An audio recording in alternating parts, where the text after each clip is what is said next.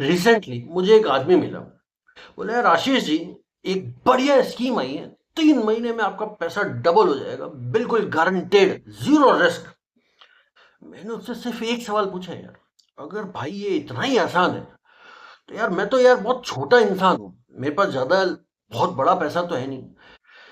अगर ये इतना ही आसान है तो यार बैंक अपना सारा पैसा यहीं क्यों नहीं डाल देती यार। उनके पास तो हजारों करोड़ों लाखों रुपए पड़े हैं यार, है ना। मेरे पास तो उतना पैसा भी नहीं है। वो आदमी हल्का सा मुस्कुरा देता है और हमारी कन्वर्सेशन वहीं खत्म हो जाती है। लेकिन सच बात बताऊं, इस सवाल में इन्वेस्टिंग का सबसे बड़ा प्रिंसिपल छुपा हुआ है। मार्केट में कोई भी रिटर्न फ्री का नहीं मिलता। हर रिटर्न की एक प्राइस होती है और उस प्राइस का नाम होता है यार रिस्क। और सबसे पहले इस मिसअंडरस्टैंडिंग को मैं एक दूर कर दूं कि बहुत लोग सोचते हैं यार रिस्क का मतलब हो जाएगा कि मतलब पैसा मेरा डूब गया या पैसा डूब ही जाएगा। नहीं, वो रिस्क का एक रिजल्ट हो सकता है, पर रिस्क का असली मतलब ये होता ही नहीं है। रिस्क का मतलब होता है अनसर्टेनिटी, यानी आपको पहले से पता ही नहीं है कि आगे क्या होने वाला है। आउटकम आपके फेवर में भी जा सकता है और आउटकम आपके अगेंस्ट में भी जा सकता है।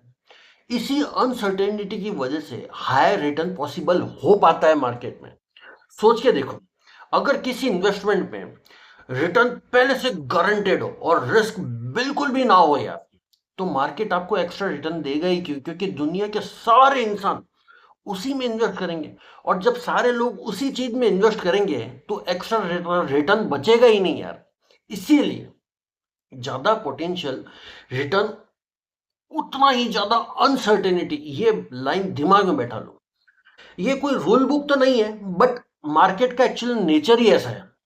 लेकिन बिगनर बहुत ज्यादा गलतियां यहीं पे करते हैं।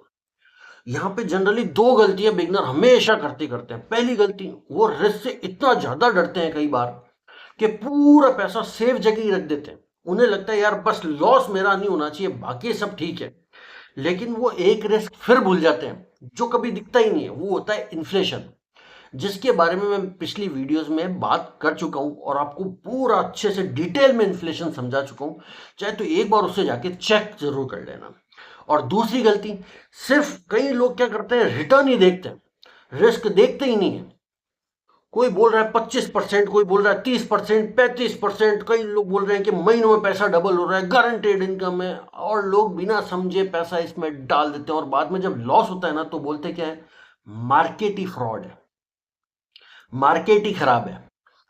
जबकि प्रॉब्लम मार्केट की नहीं थी, प्रॉब्लम ये थी कि उन्होंने रिटर्न तो देखा पर रिस्क उन्होंने समझा ही नहीं। इसलिए इन्वेस्टिंग में कभी ये मत पूछो आप कि यार कितना रिटर्न मिलेगा। उससे जरूर पूछो सामने वाले बंदे से कि यार इस रिटर्न की कीमत क्या है। और सबसे इंपॉर्टेंट एक और चीज बताता हूं, अगर सब कुछ आपके प्लान के हिसाब से नहीं हुआ तो मैं कितना रिस्क अफोर्ड कर सकता हूं, ये सबसे इंपॉर्टेंट चीज है, पता है। एग्जाम्पल से समझो, देखो, मान लो आपके पास में कुछ ऐसा पैसा पड़ा है जो आपको 10-15 साल तक चाहिए ही नहीं, ठीक है ना। और बीच में जैसे मार्केट क्रैश हो गया तो भी कोई टेंशन की बात नहीं, आप होल्ड कर सकते हो, वेट कर सकते हो, तो अल्टीमेटली मार्केट ऊपर जाएगा, आपका पैसा बन जाएगा, आप ठीक ठाक रिटर्न पे पहुंच जाओगे। लेकिन वही पैसा अगर आपको 1 साल में, 6 महीने में, 1.5 साल में, 2 साल में चाहिए, सपोज करो घर के डाउन पेमेंट के लिए वो पैसा चाहिए, तो वहां रिस्क बहुत ज्यादा बढ़ जाता है यार। इसलिए सिर्फ इन्वेस्टमेंट में रिस्क नहीं होता, आपके गोल में भी रिस्क होता है कि आपका गोल उस रिस्क के साथ में अलाइंड है या नहीं। ये चीज समझना भी बहुत ज्यादा जरूरी है। और जो लोग मार्केट में सालों से टिके हैं ना, वो रिस्क से कभी भागते ही नहीं। वो रिस्क को समझते हैं और उतना ही रिस्क लेते हैं जितना वो मेंटली और फिजिकली हैंडल कर सकते हैं। एक लाइन हमेशा याद रखने वाली बात है, मार्केट अभी आपको कभी भी फ्री का बीज तो देने वाला ही नहीं, फ्री का लंच तो वो कभी आपको देगा ही नहीं। अगर रिटर्न ज्यादा दिख रहा है ना तो उसके पीछे रिस्क भी ज्यादा होगा। चाहे वो रिस्क आपसे छुपाया जा रहा हो या आप उसे देखना नहीं चाह रहे हो, वो अलग चीज है। अब मान लो आपने एक इन्वेस्टमेंट चूज कर ली, ठीक है, लेकिन उस डिसीजन की भी एक कॉस्ट होती है। ध्यान से समझना, उस डिसीजन की भी एक कॉस्ट होती है और वो कॉस्ट आपकी स्टेटमेंट में कभी दिखाई ही नहीं देती। और उसी का नाम होता है अपॉर्चुनिटी कॉस्ट। और इसी चीज को हम अगली वीडियो में समझेंगे।